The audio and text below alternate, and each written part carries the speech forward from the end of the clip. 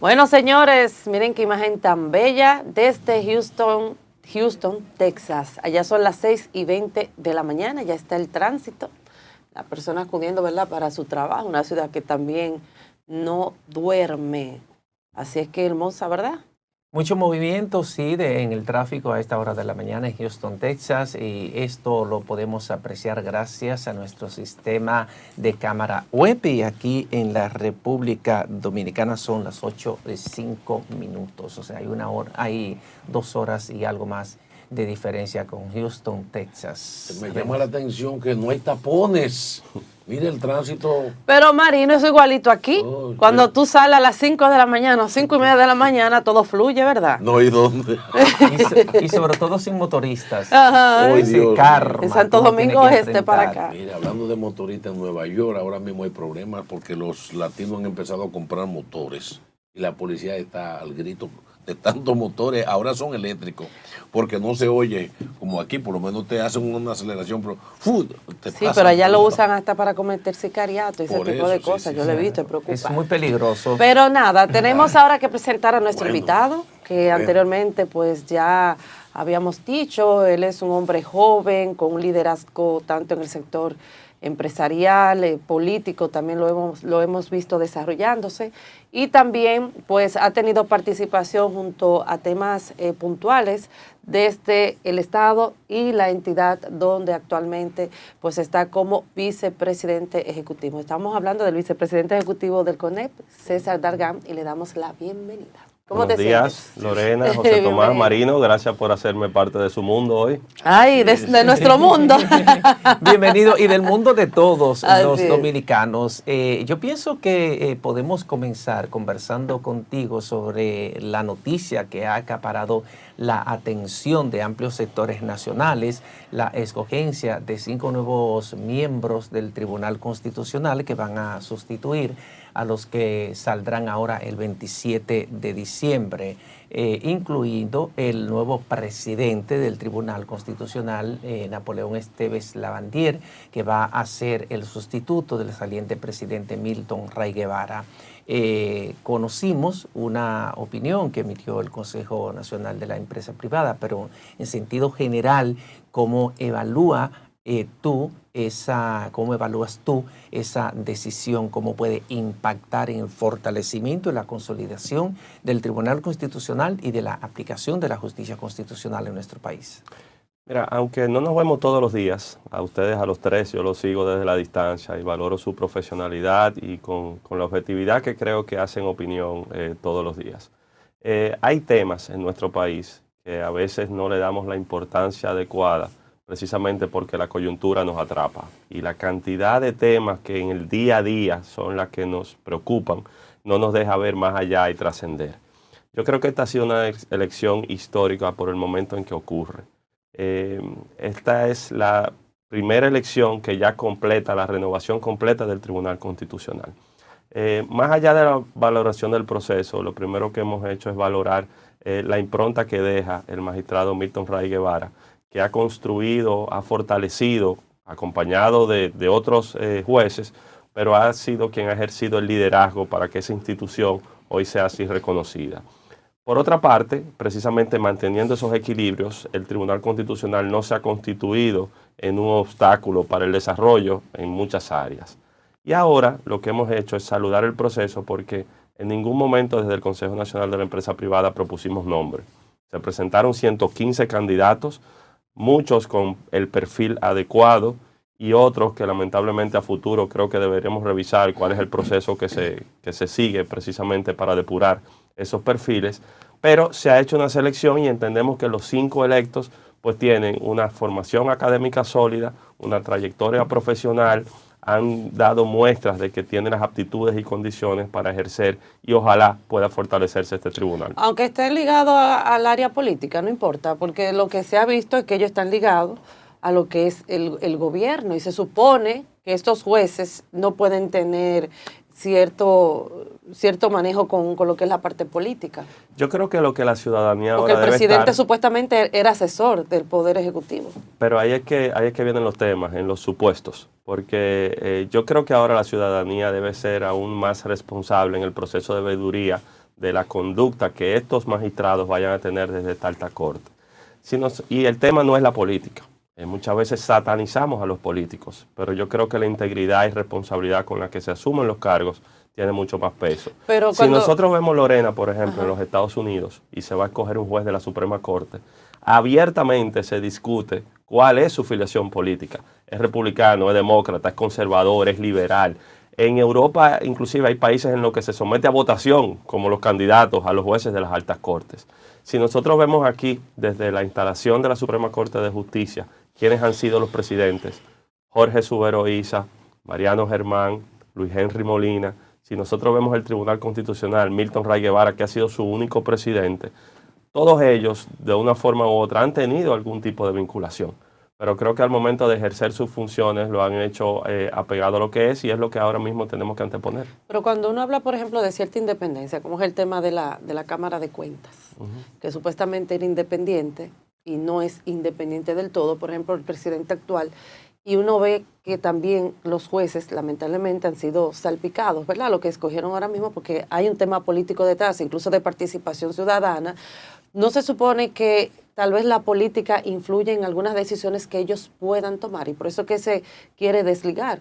Porque también vimos lo del Colegio de Abogados, que se supone que es independiente, pero ya mira lo que ha pasado. O sea, como que la política está salpicando todo y de una manera u otra influye. Pero vuelvo y digo, el problema no es la política, es la integridad y responsabilidad con la que se asumen los cargos. Y nadie puede borrar su historia de vida. Sí. Ahora, todos son responsables por la forma en que se desempeñan al momento de ser seleccionados. Y esa es la etapa en la que estamos actualmente. Okay. Mire, en el plano de que se mueve en el mundo de las empresas, se ha criticado mucho a este gobierno porque ha tomado mucho dinero prestado, justificándolo por la pandemia, justificándolo por la crisis, por la inflación, etcétera. Y al mismo tiempo hemos visto cómo sectores de la economía nacional, por ejemplo, con todo el cierre de fronterizo, muchos empresarios que se han declarado prácticamente en quiebra, pero por otro lado un gobierno que exhibe, que dice que tiene dinero, y sabemos que hay mucho dinero, y que ha puesto, por ejemplo, tasa cero y no sé cuántas cuestiones. Pero cuando tú ves la realidad de lo que el gobierno ha tomado y ves entonces una realidad en la población, con la inflación, cómo está la mesa del dominicano, ¿cuál es su parecer así, a grosso modo, de lo que han sido cambios positivos en la economía y cuáles son las falencias que tiene esta actual administración frente al tema de un crecimiento económico que se refleje en la mesa del dominicano? Todas las proyecciones indican, Marino, que este año tendremos un crecimiento por debajo de las proyecciones que teníamos a principios de año y de hecho por debajo del promedio que hemos tenido en los últimos años. Pero yo creo, y por eso hace un momentito, que debemos ver más allá de las coyunturas, y de hecho las proyecciones para el próximo 2024 son bastante positivas. Lo que hemos construido en la República Dominicana no es en un periodo de gobierno. Aquí se ha construido algo durante décadas y desde los diferentes litorales se ha aportado para que se ocurra. Y tiene una base muy sólida. Aquí tenemos estabilidad política. Y desde el año de 1966 hasta la fecha hemos tenido elecciones cada 4 años ininterrumpidas. Aquí no matan un presidente, aquí no tumban un presidente. Aquí hay diferencias muy marcadas entre las opciones políticas, pero aquí hay estabilidad. Aquí hemos tenido crecimiento económico sostenido y diría que con inclusión social. Y el promedio desde el año 1970 hasta la fecha que nuestra economía ha venido creciendo es de un 5.3%. Eso es muy por encima de lo que crece en todos los países de nuestra región. Y el tercero es paz social. Nos podemos todavía sentar en una mesa, tener diferencias y aún así poder encontrar puntos de interés común.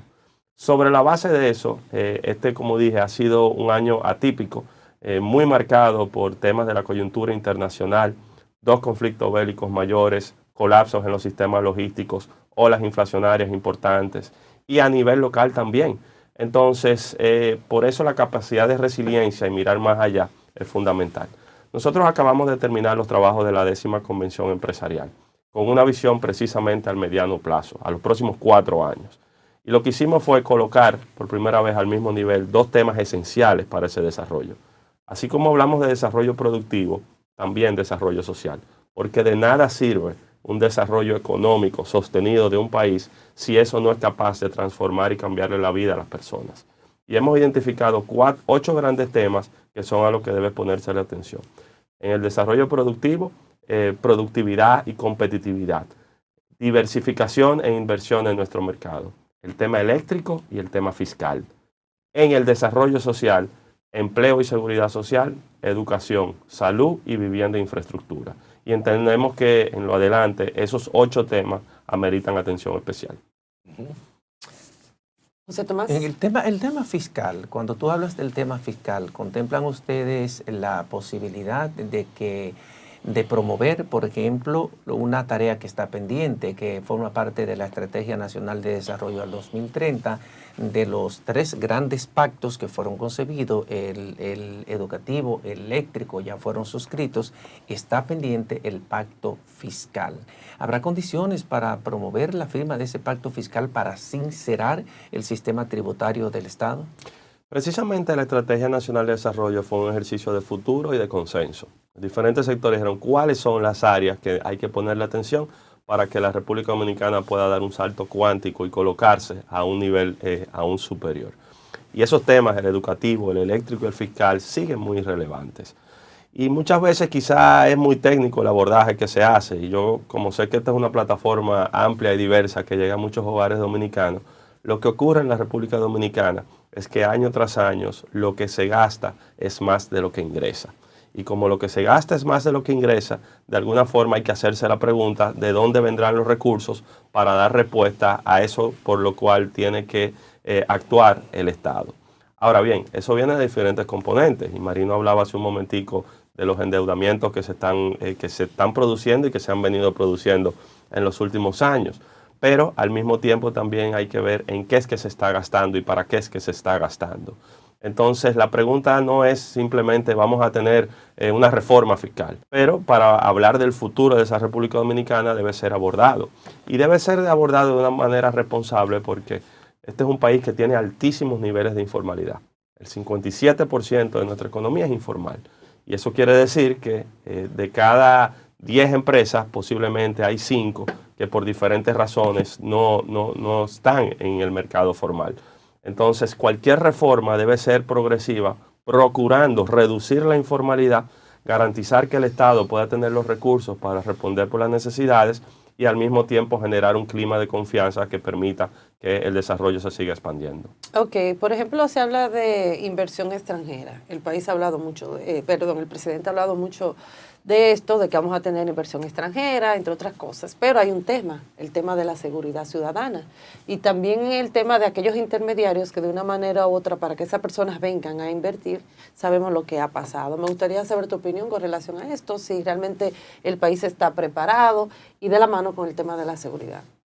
Sí, definitivamente todos somos corresponsables de generar un ambiente de confianza en la República Dominicana. Y el primer paso para la confianza es la transparencia. Y creo que con transparencia hay que decir qué está bien y qué está mal. República Dominicana se ha consolidado al cierre de este año 2023 como el principal destino de inversión extranjera en Centroamérica y el Caribe. Y uno de los principales destinos de inversión medido por los flujos que se han producido en toda la región de Latinoamérica. Algo está pasando en la República Dominicana que los ojos del mundo están puestos aquí. Ahora bien, nosotros tenemos que ser conscientes de eso que tenemos en la mano, cuidarlo y transformar todo lo que sea requerido para que eso pueda seguir ocurriendo.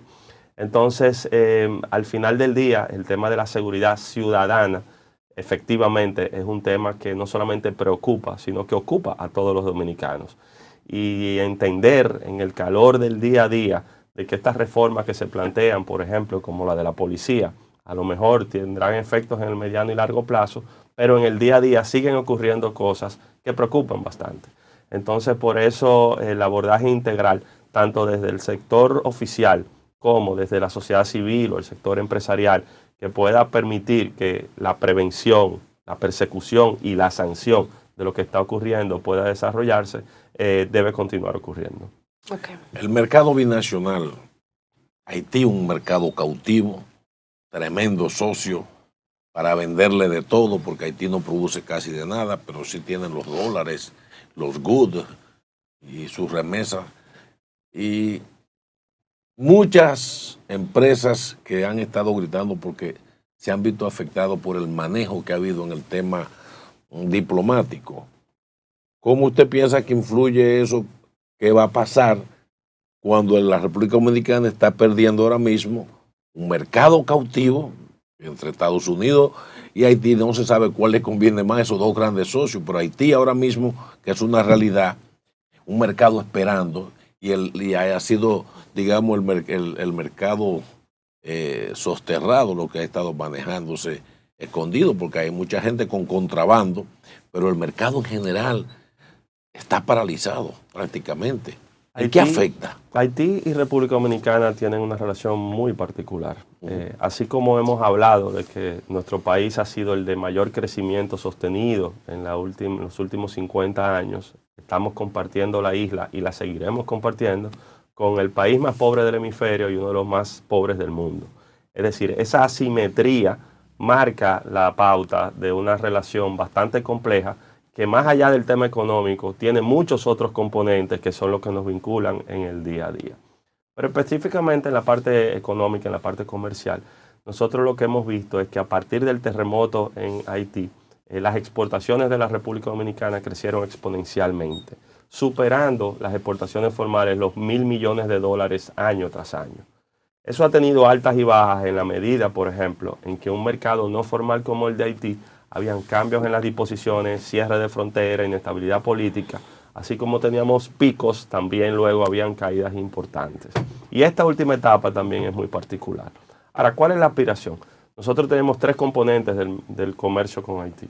El comercio formal, que como dije, supera los $1.000 millones al año, y esas eran las proyecciones de este 2023, hasta que en el mes de agosto se han producido los cierres de los cuales todos sabemos, y eso mermará el intercambio efectivamente y tendrá un impacto en el balance final de las exportaciones de la República Dominicana.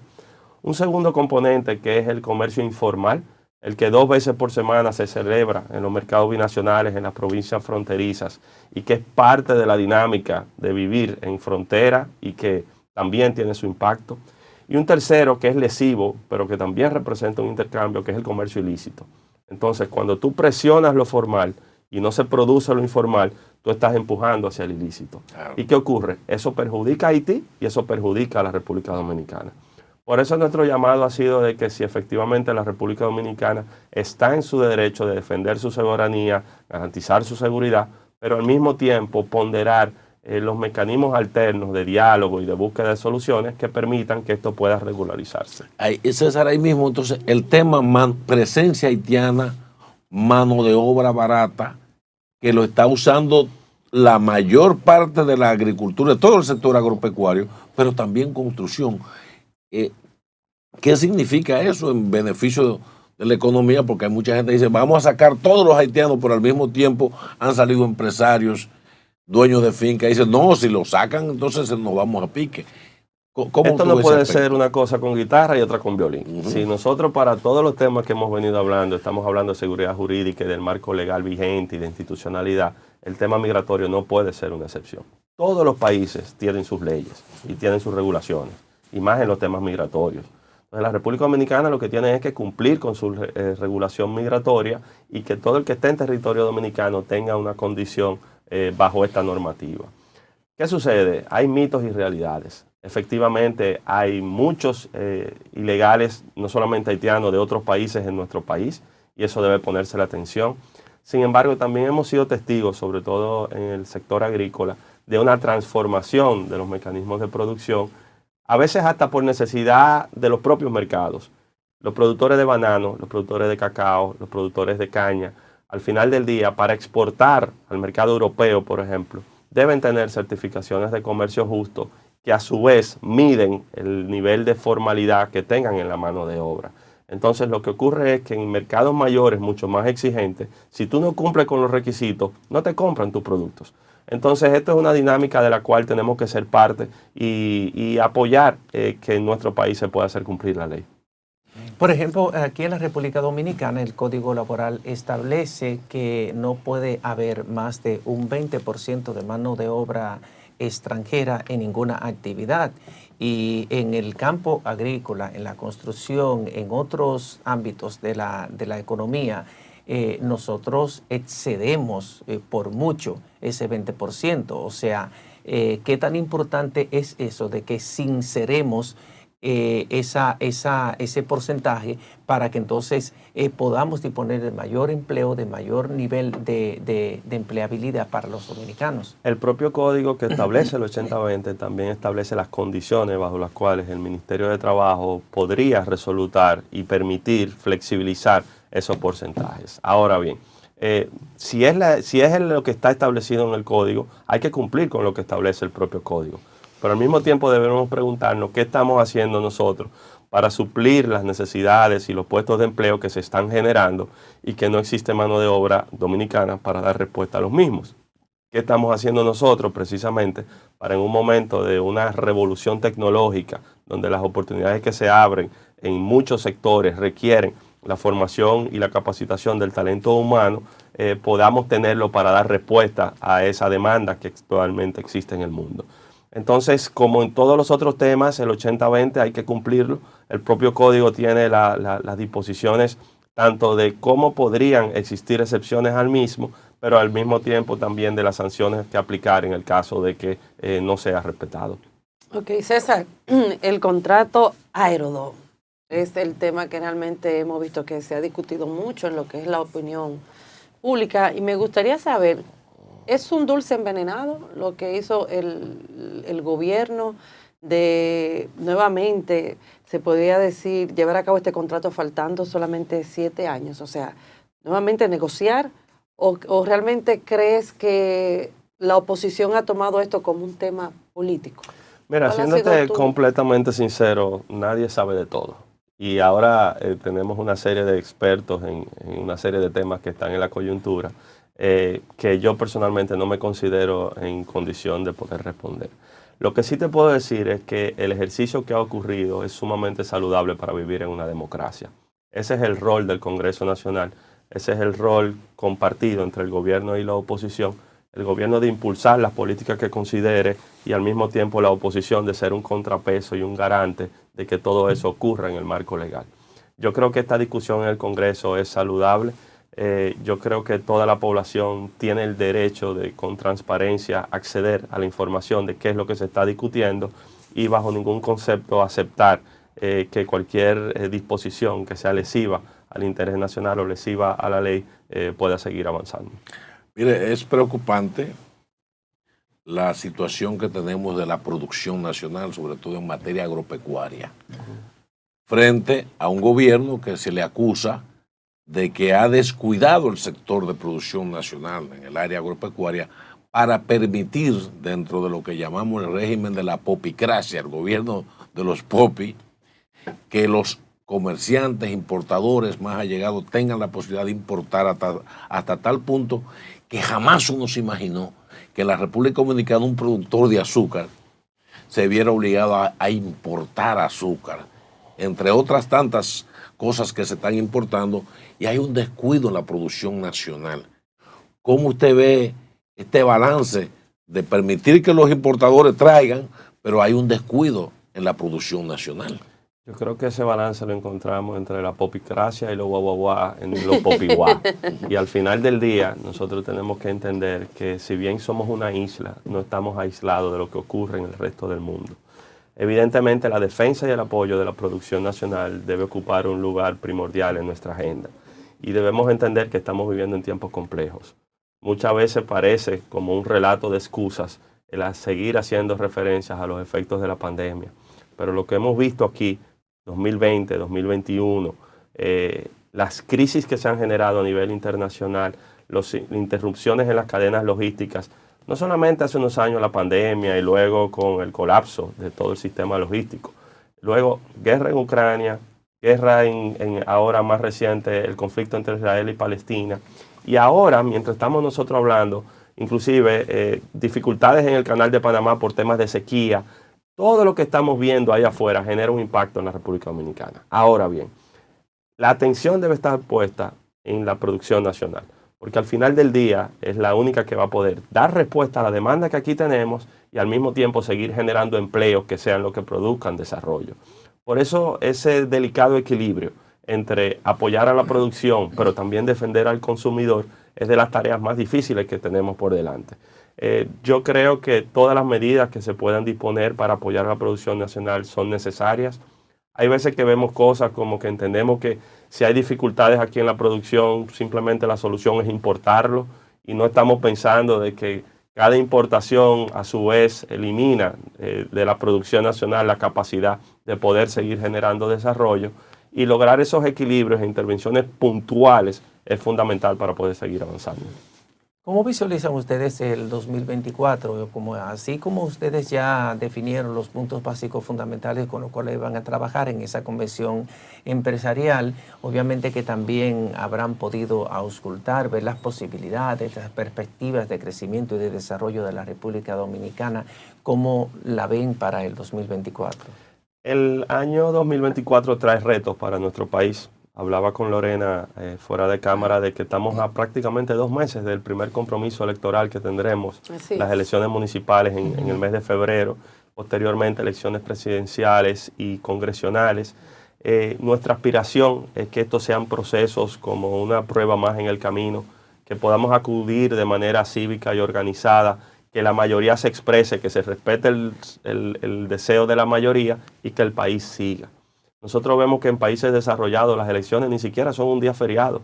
La gente va y vota en su hora de trabajo, vota en la mañana, se entera en la noche de quién ganó y al otro día el país sigue. No puede ser que cada vez que nosotros vamos a un proceso electoral todavía sigan preocupaciones de qué ocurrirá o qué cambio esto podrá traducir. Así que la primera aspiración o deseo para el 2024 es que estos procesos puedan avanzar de manera ordenada.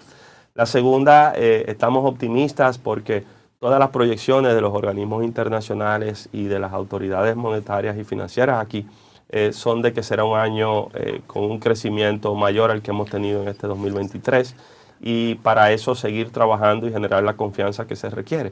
O sea que yo creo que entre lo político y lo económico será un año bastante interesante. César, vamos a una breve pausa comercial y cuando retornemos vamos a seguir con este interesante conversatorio. Así que vamos a la pausa. Gracias por seguir con nosotros en este Matutino Su Mundo. Hoy como invitado tenemos al director ejecutivo del CONEP, César Dalgal. Con él hemos hablado de interesantes temas, sobre todo sus posiciones con temas económicos, inversión extranjera, entre otros temas. Pero César, yo quiero abrir este bloque con esta pregunta sobre la medida pues que va a implementar el gobierno, y es el teletrabajo en el sector público. Y ahí mismo él resalta la evolución del mercado laboral. Me gustaría saber tu opinión. ¿Sería buena esta medida o tú crees que sería mejor que el gobierno dejara las cosas como están? Mira, en el año 2019-2020, previo a la pandemia, en la Organización Internacional del Trabajo se celebraba su centenario en Ginebra. Y el tema era el futuro del trabajo. Y se veían todos los cambios que se iban a producir en el mundo, la automatización, el teletrabajo, y eso se veía como algo lejísimo. Sí. Sin embargo, cuando en marzo del año 2020 tuvimos el primer caso aquí de COVID y el país en apenas 30 días tuvo que cerrar, esos cambios que se veían lejanos se produjeron de la noche a la mañana. ¿Qué ocurrió? Que lo que estaba pasando en el mercado al final del día también incidía en la regulación que teníamos en ese momento. Por eso temas como el teletrabajo es necesario abordarlos. Hay diferentes formas, una de ellas es en la eventual y necesaria modificación del Código Laboral, que en algún momento se tendrá que dar. Otra de ellas, hay proyectos ya sometidos en el Congreso Nacional, algunos de ellos bastante interesantes. Hay resoluciones del propio Ministerio de Trabajo. Entonces, ahí lo importante es que se respeten y garanticen los derechos de los trabajadores y al mismo tiempo los empleadores tengan la seguridad del mecanismo que están utilizando. Ahora bien, el planteamiento que debemos hacernos mucho más allá del teletrabajo es qué estamos haciendo para generar empleos en la República Dominicana. Nosotros fuimos arriesgados y responsables y frontales, y al finalizar la convención empresarial dijimos que el potencial de generación de empleo en los próximos 4 años puede llegar a 500.000 empleos. Es decir, a razón de 125.000 empleos anuales en el sector formal privado. Y eso no fue un invento ni fue un capricho. Eso se basó en cuál ha sido la proyección de los últimos años y que en condiciones normales se puedan hacer. Y para eso se requiere seguridad y formalidad en nuestro mercado. Pero, por ejemplo, el tema del teletrabajo en el sector público, ¿tú no consideras que eso se pueda manejar y tal vez pueda verse una brecha de lo que es el clientelismo y tal vez justificar, poner personas con ciertos salarios que no están trabajando, que no están haciendo nada, en pocas palabras, en un término ya más coloquial, las botellas, y así justificar el tema del teletrabajo. No, se trabaja desde su casa. Lo que pasa es que yo creo que si combinamos esa discusión del teletrabajo y las botellas, lo que estamos es contaminando a donde podríamos llegar. Pero que digo que eso se puede llegar a eso. No estoy diciendo que va a pasar, pero... No, porque como por una parte creo que el teletrabajo es una realidad que hay que abordar. Claro. Por otra parte, y es una visión, yo te diría que hasta ideológica, la visión del Estado es que sea tan grande como sea necesario y tan pequeño como sea posible. Nosotros debemos procurar la eficientización del Estado en la República Dominicana, reconocer el rol del Estado como regulador, como autoridad, como facilitador, pero pensemos si a lo mejor tenemos un Estado demasiado grande. Y esos cambios no se producen de la noche a la mañana, deben ser una transición. Entonces, al final del día, ver el teletrabajo es una cosa y combatir y erradicar las botellas de nuestro sistema. No, pero yo digo que tal vez se pueda justificar, porque como aquí todo se ve, uno nunca sabe, César. Quien quiere justificar lo mal hecho, lo hará de cualquier forma. Ese está trabajando desde su casa, aunque no venga aquí, trabaja desde su casa. Y entonces, si esa es la forma, habría que buscar los mecanismos de monitoreo y de seguimiento. Sí. Porque algo que se ha planteado, se habla mucho de teletrabajo. El teletrabajo no aplica a todas las actividades. Por ejemplo, en el sector industrial tú no puedes teletrabajar. No. En el sector agrícola tú no puedes teletrabajar. No. En la construcción tú no puedes teletrabajar. Tampoco, en el sector comercio quizás mitad y mitad. Pero al final del día, si tú te pones a ver los componentes del empleo en la República Dominicana, no todos aplican para teletrabajo. Entonces, por eso yo te digo, ojalá todos caminemos hacia un Estado tan grande como sea necesario y tan pequeño como sea posible. Y esa es la tendencia que ha dado resultado en muchos países desarrollados. Ya el MAP deberá ya, ¿verdad?, de entrar en ese sentido y saber cuáles son los puestos que pueden trabajar desde su casa. Yo no te diría que algo como lo que acaba de ocurrir en Argentina, donde, por ejemplo, se ha tomado una decisión de achicar aún más la capacidad de los ministerios y el Estado como tal. Pero quizás sí deberíamos ver dónde hay solapamiento, dónde hay duplicidad de funciones, dónde hay un exceso de burocracia, porque al final del día son las cosas que impiden que la competitividad y la productividad puedan darse. ¿Y cuáles serían esas instituciones a tu parecer? Tendríamos que verlas con calma. No, pero más o menos alguna que tú creas que tú dices, no, esa no es necesario. No, mira, ambas hacen lo mismo. Aquí hablamos mucho de este tema de burocracia porque hay trámites que todavía, si bien es cierto que en muchas instituciones la automatización ha colaborado a experimentar algún nivel de avance, yo te digo, por ejemplo, Dirección General de Aduanas, el despacho 24 horas, eso se veía como algo lejano y en la práctica está ocurriendo. Sin embargo, tú te pones a ver otro tipo de procesos que tienen que ver con construcción o con permisos ambientales o lo que fuera, y tú tienes que hacer un periplo por 10 o 12 instituciones, posiblemente depositando los mismos documentos, y la aspiración sería que tú tengas una ventanilla única, un proceso casi automatizado. Si tú cumples con los requisitos, que se te pueda dotar de esa autorización que tú requieres, y si tú no lo cumples, en vez de darte vuelta, que tú simplemente sea denegada. Entonces, la eficientización del Estado, que implica el uso de tecnología, que implica mucha transparencia, debe hacer ese ejercicio que tú planteas de dónde hay solapamiento y dónde hay duplicidad de funciones. De hecho, por ejemplo, en este gobierno, el gobierno del presidente Luis Abinader suprimió una serie de instituciones que cumplían funciones duales, que cumplían las mismas funciones.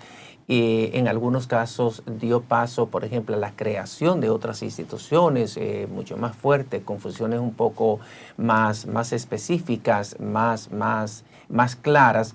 Y eso de alguna manera ha contribuido con la eficiencia del Estado, con la eficiencia del Estado como rector de todo. Yo creo, por ejemplo, que en el sector eléctrico, a futuro, debe haber una reflexión mucho más profunda de cuál es la estructura institucional que rige y regula el sector eléctrico.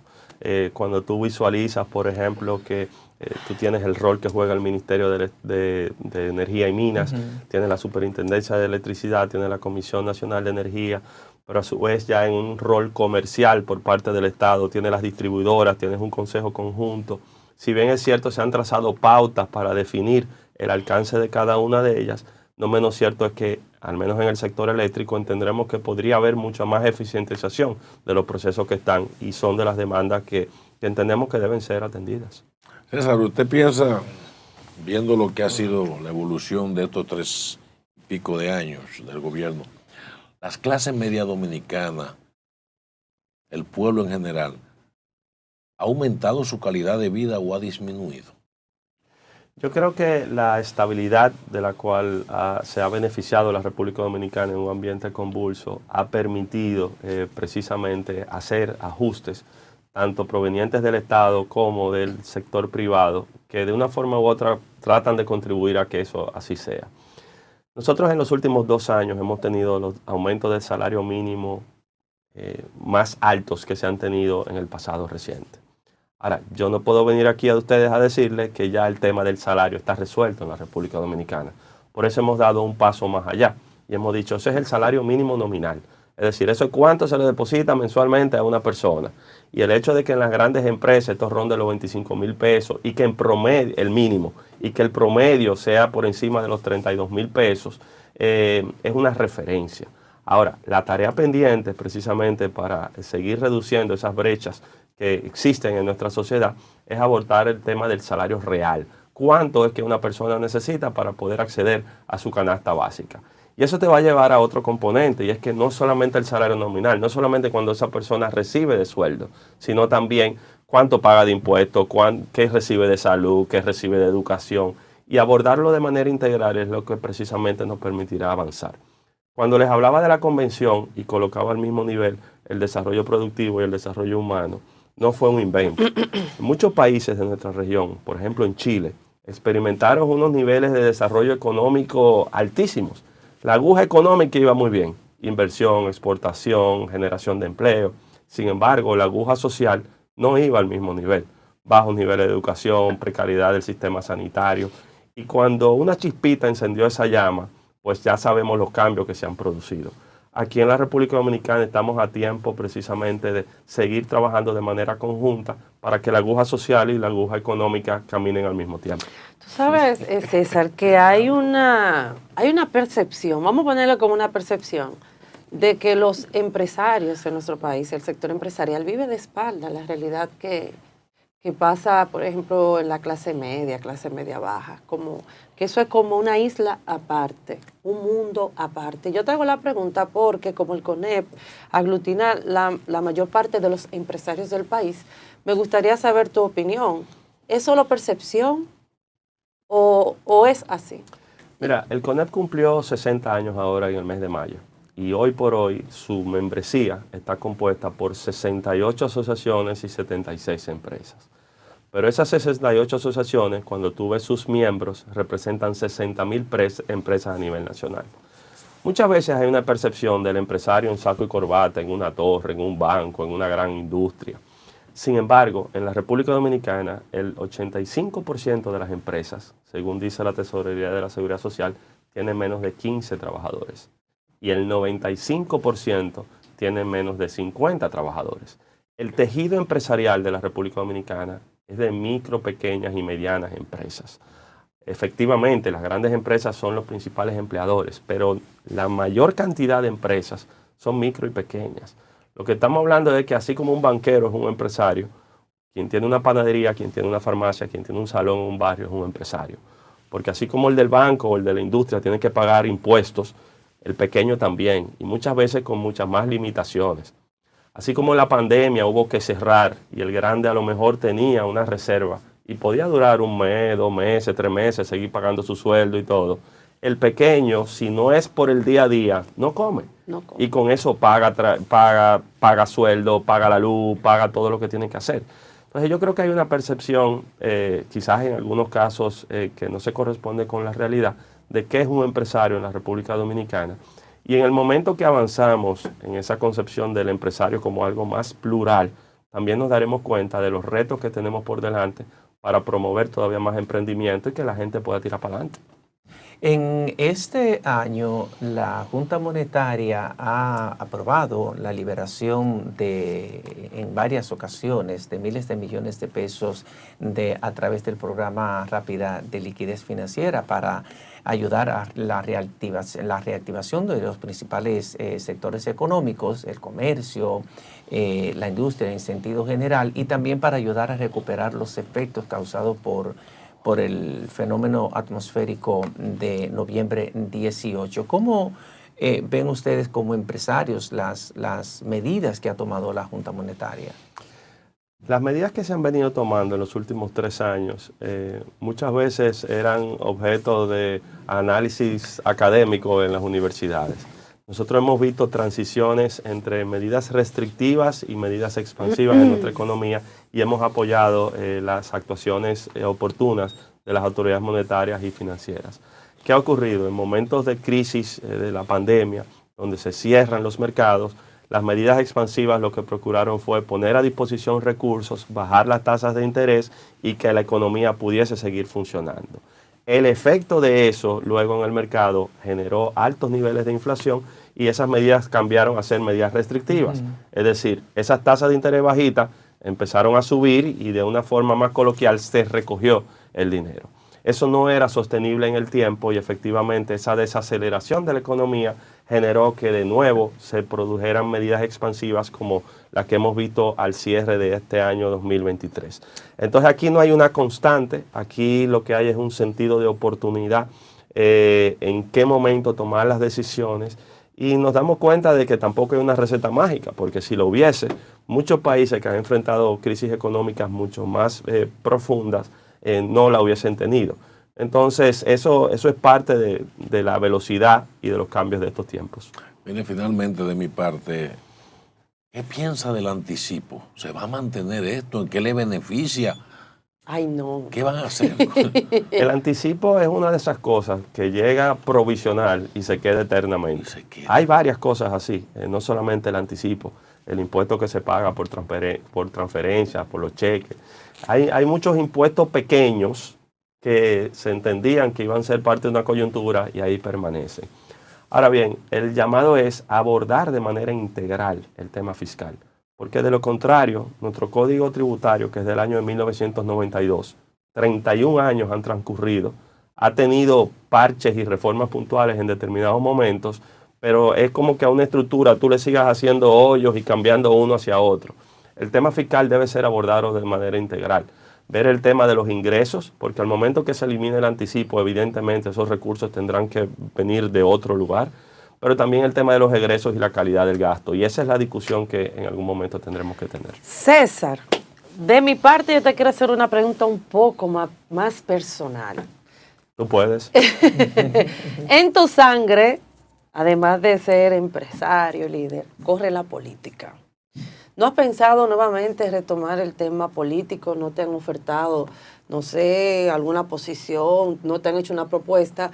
Porque yo recuerdo en el 2010 que tú creaste el movimiento Nueva Generación Reformista y realmente eso fue un boom en el país y me gustaría saber tu posición. No te puedo dejar mucho ir, antes ¿sí? del 2010, yo claro que tuve muchos años en política Sí, y efectivamente... Y te destacaste bastante. Esa es una valoración Sí. tuya que agradezco. Y es algo que, como tú dices, a uno le corre por la sangre. Ahora bien, en cada una de las etapas de mi vida, lo que he tratado es de ser lo suficientemente responsable de asumirla con las condiciones que eso lleva. Yo asumí esta responsabilidad del Consejo Nacional de la Empresa Privada en el 2017, hace ya más de 6 años. En ese momento renuncié al gobierno del que fui parte, renuncié a mi filiación política y precisamente evitando ese tipo de conflictos me he concentrado en lo que estoy haciendo. Y en el momento que me corresponda, cada una de las responsabilidades las seguiré asumiendo con ese mismo nivel. Pero te han ofertado algunas posiciones. Te han dicho, mira, ven para acá que tú puedes ser un buen senador, alcalde. Ven para acá. Si me lo estás preguntando tú, imagínate cuántas veces uno habla eso. Pero yo creo que uno tiene que ser responsable y transparente y asumir las etapas con la madurez que requiere.